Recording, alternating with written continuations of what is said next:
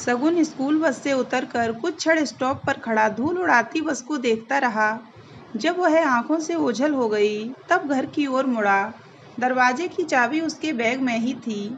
ताला खोलकर वह अपने कमरे में चला गया। दीवार घड़ी में 3 बज रहे थे। शगुन ने अनुमान लगाया कि माँ लगभग 2.5 घंटे बाद आ जाएंगी और पिता 3 घंटे बाद। हाथ मुंह धोकर वह रसोई घर में चला गया। आलू मटर की सब्जी बनाकर रख गई थी माँ। उसे भूख तो बहुत लग रही थी, परंतु अधिक खाया नहीं गया। बचा हुआ खाना उसने कागज में लपेटकर घर के पिछवाड़े में फेंक दिया। खाना पूरा न खाने पर माँ और पिता नाराज हो जाते थे। फिर शीघ्र ही शगुन कमरे में जाकर सोने का प्रयत्न करने लगा। जब नींद नहीं आई तो वह उठकर गृह कार्य करने लगा। हिंदी अंग्रेजी का काम तो कर लिया, परंतु गणित के प्रश्न उसे कठिन लगे। शाम को पिताजी से समझ लूंगा, उसने सोचा और खिलौने निकाल कर खेलने बैठ गया। शालिनी दफ्तर से आकर सीधे बेटे के कमरे में गई। शगुन खिलौनों के बीच सो रहा था। उसने उसे प्यार से उठाकर बिस्तर पर लिटा दिया। समीर जब 6 बजे लौटा तो देखा कि माँ बेटा दोनों ही सो रहे हैं। उसने हौले से शालिनी को हिलाया। इस समय सो रही हो, तबीयत तो ठीक है ना? शालिनी अलसाए स्वर में बोली, आज ऑफिस में बहुत काम था, पर अब तो आराम कर लिया ना। अब जल्दी से उठकर तैयार हो जाओ। सुरेश ने 2 पास भिजवाए हैं, किसी अच्छे नाटक के हैं। कौन सा नाटक है? शालिनी आंखें मूंदे हुए बोली, आज कहीं जाने की इच्छा नहीं हो रही है। अरे ऐसा अवसर बार बार नहीं मिलता। सुना है बहुत बढ़िया नाटक है। अब जल्दी करो, हमें 7 बजे तक वहाँ पहुँचना है। और शगुन को कहाँ छोड़ें रोज रोज? शैलेश जी को तकलीफ देना अच्छा नहीं लगता। अरे भाई, रोज रोज कहाँ? वैसे भी पड़ोसियों का कुछ तो लाभ होना चाहिए। मौका आने पर हम भी उनकी सहायता कर देंगे, समीर बोला। जब शालिनी तैयार होने गई तो समीर शगुन के पास गया।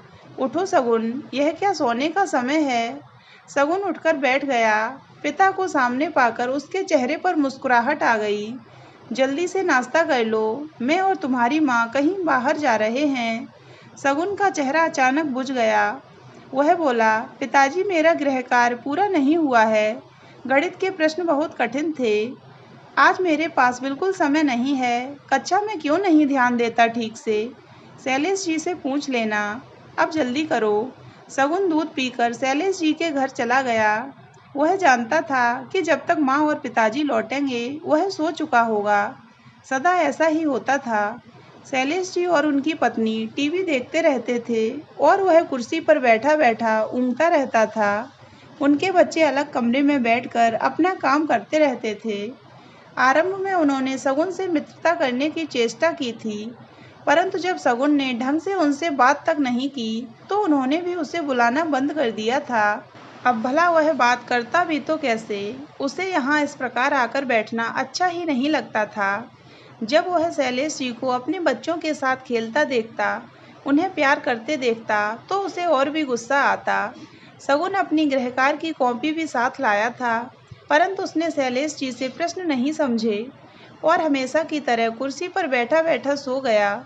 अगली सुबह जब वह उठा तो घर में सन्नाटा था। रविवार को उसके माता पिता आराम से ही उठते थे। वह चुपचाप जाकर बालकनी में बैठकर कॉमिक्स पढ़ने लगा।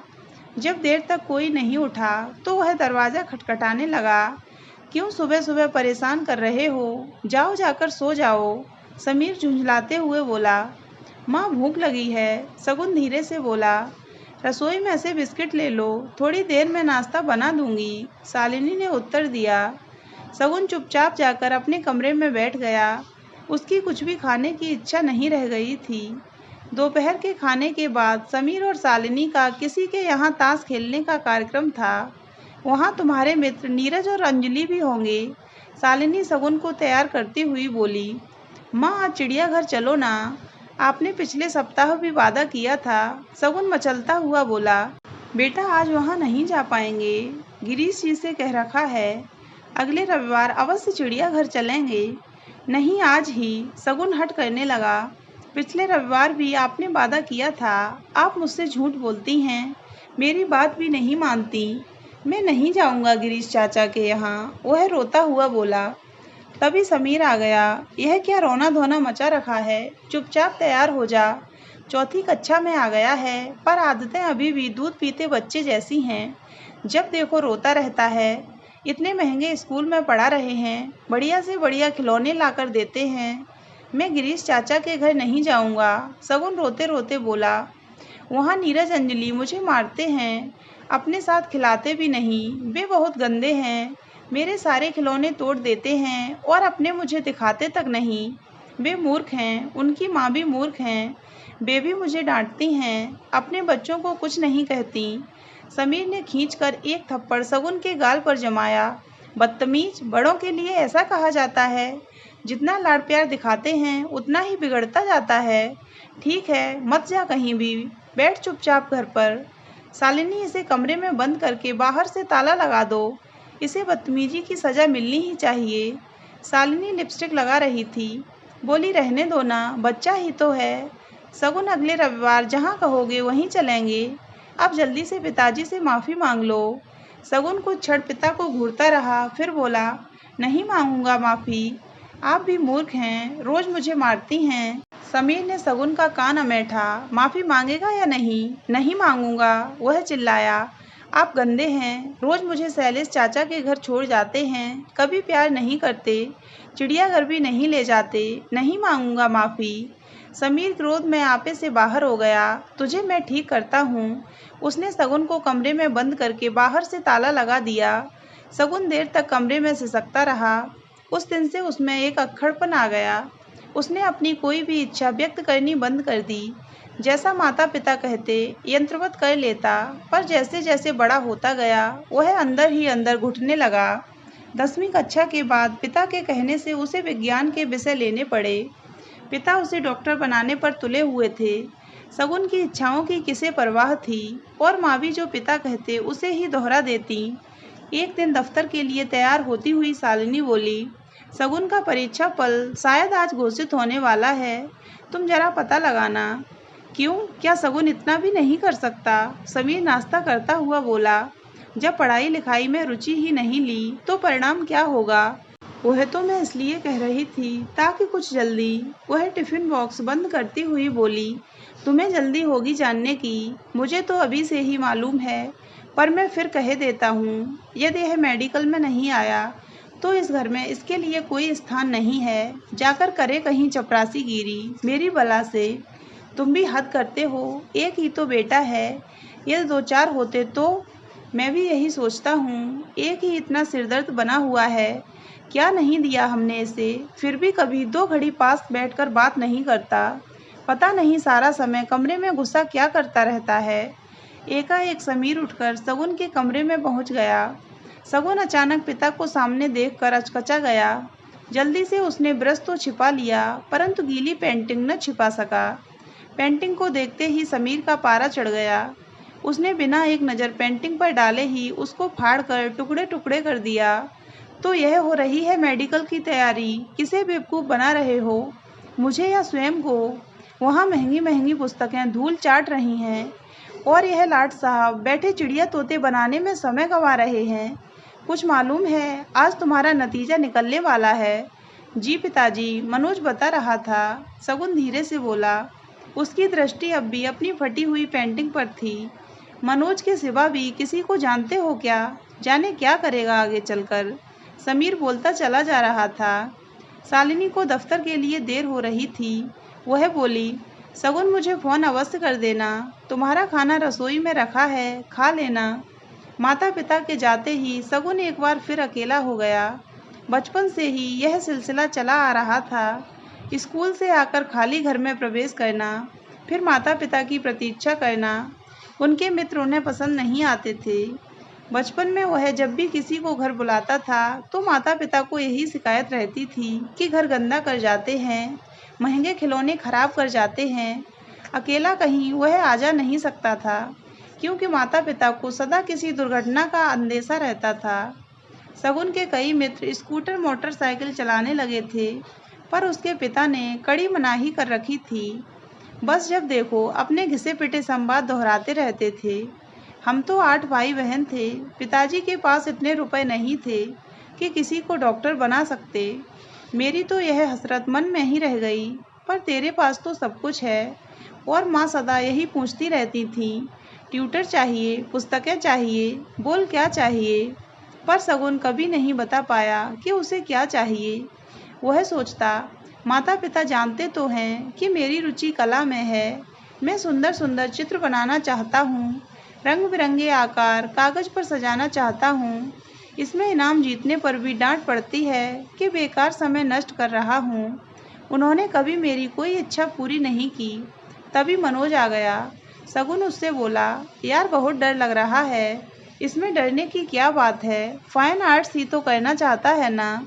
मेरे चाहने से क्या होता है, सगुन कड़वाहट से बोला। मेरे पिता को तो मानो मेरी इच्छाओं का गला घोंटने में मजा आता है। मनोज उसको समझ नहीं पाता था। उसे अचरज होता था कि इतना सब होने पर भी सगुन उदास क्यों रहता है। स्कूल पहुंचते ही दोनों ने नोटिस बोर्ड पर अपने अंक देखे। अपने 54% अंक देखकर मनोज प्रसन्न हो गया। चलो पास हो गया। पर तू मुंह लटकाए क्यों खड़ा है, तेरे तो 65% अंक हैं। सगुन बिना कुछ बोले घर की ओर चल दिया। वह माता पिता पर होने वाली प्रतिक्रिया के विषय में सोच रहा था। माँ तो निराश होकर रो लेंगी, परंतु पिताजी, वे तो पिछले 2 वर्षों से धमकियां दे रहे थे। उसने माँ को फ़ोन किया, चुपचाप कमरे में जाकर बैठ गया। सगुन रेंगती हुई घड़ी की सुइयों को देख रहा था और सोच रहा था। जब 5 बज गए तो वह झट बिस्तर से उठा। उसने अलमारी में से कुछ रुपए निकाले और घर से बाहर आ गया। समीर जब दफ्तर से लौटा तो शालिनी पर बरसने लगा। कहाँ है तुम्हारा लाडला, कितना समझाया था कि मेहनत कर ले, पर मैं तो केवल बकता हूँ ना। शालिनी वैसे ही परेशान थी। बोली, आज उसने खाना भी नहीं खाया, कहाँ गया होगा, बिना बताए तो कहीं जाता ही नहीं है। जब रात के 9 बजे तब भी सगुन नहीं लौटा तो माता पिता को चिंता होने लगी। 2-3 जगह फ़ोन भी किए परंतु कुछ मालूम न हो सका। सगुन के कोई ऐसे खास मित्र नहीं थे जहाँ इतनी रात तक बैठता। 11 बजे समीर पुलिस में रिपोर्ट दर्ज करा आया। शालिनी ने सब अस्पतालों में भी फ़ोन करके पूछ लिया। सारी रात दोनों बेटे की प्रतीक्षा में बैठे रहे, लेकिन सगुन का कुछ पता न चला। शालिनी की तो रो रो कर आंखें दुखने लगी थीं और समीर तो मानो 10 दिन में ही 10 वर्ष बूढ़ा हो गया था। एक दिन सगुन की अध्यापिका शालिनी से मिलने आई तो अपने साथ एक डायरी भी लाई। एक बार सगुन ने मुझे यह डायरी भेंट में दी थी। उसमें उसकी कविताएं हैं, बहुत ही सुंदर भाव हैं। आप यह देख लीजिए, पढ़कर आपके मन को शांति मिलेगी। शालिनी ने डायरी ले ली, परंतु वह यह सोचती रही, सगुन कविताएं कब लिखता था, मुझसे तो कभी कुछ नहीं कहा। शाम को जब समीर आया तो शालिनी अधीरता से बोली, समीर, क्या तुम जानते हो कि सगुन न केवल सुंदर चित्र बनाता था बल्कि बहुत सुंदर कविताएं भी लिखता था। हम अपने बेटे को बिल्कुल नहीं जानते थे। हम उसे केवल एक रेस का घोड़ा मानकर प्रशिक्षित करते रहे, पर इस प्रयास में हम यह भूल गए कि उसकी अपनी भी कुछ इच्छाएं हैं, भावनाएं हैं। हम अपने सपने उस पर थोपते रहे और वह मासूम निरंतर उनके बोझ तले दबता रहा। समीर ने शालिनी से डायरी ले ली और बोला, आज मैं मनोज से भी मिला था, वह तो तुम्हें कतई नापसंद था। शालिनी ने विस्मित होकर कहा, बड़ा प्यारा लड़का है। समीर शालिनी की बात अनसुनी करता हुआ बोला, उससे मिलकर ऐसा लगा मानो सगुन लौट आया हो। शालिनी, सगुन मुझे जान से भी प्यारा है। यदि वह लौट कर नहीं आया तो मैं जी नहीं पाऊंगा। समीर की आंखों से आंसुओं की धारा बहने लगी। नहीं समीर, शालिनी दृढ़ता से बोली, सगुन आत्महत्या नहीं कर सकता। जो इतने सुंदर चित्र बना सकता है, इतनी सुंदर कविताएं लिख सकता है, वह जीवन से मुंह नहीं मोड़ सकता। हाँ, हमने उसे समझने में जो भूल की वह हमें उसकी सजा देना चाहता है। समीर भरे गले से बोला। शालिनी सगुन की डायरी खोलकर एक कविता की पंक्तियां पढ़कर सुनाने लगी। खेल और खिलौने आडंबर और अंबार हैं, बांट लूं सुख दुख किसी के संग, उस पल का इंतजार है। उस समय दोनों यही सोच रहे थे कि यदि सगुन पर उन्होंने अपनी मर्जी न थोपी होती, उसके साथ कुछ समय बिताया होता, उसकी इच्छाओं और भावनाओं की कद्र की होती, तो वह शायद स्वयं को इतना अकेला कभी भी महसूस न करता और शायद उन्हें ये दिन न देखना पड़ता। तो दोस्तों, अगर आपको ये कहानी अच्छी लगी हो तो वीडियो को लाइक करें और हमारे चैनल को सब्सक्राइब अवश्य करें।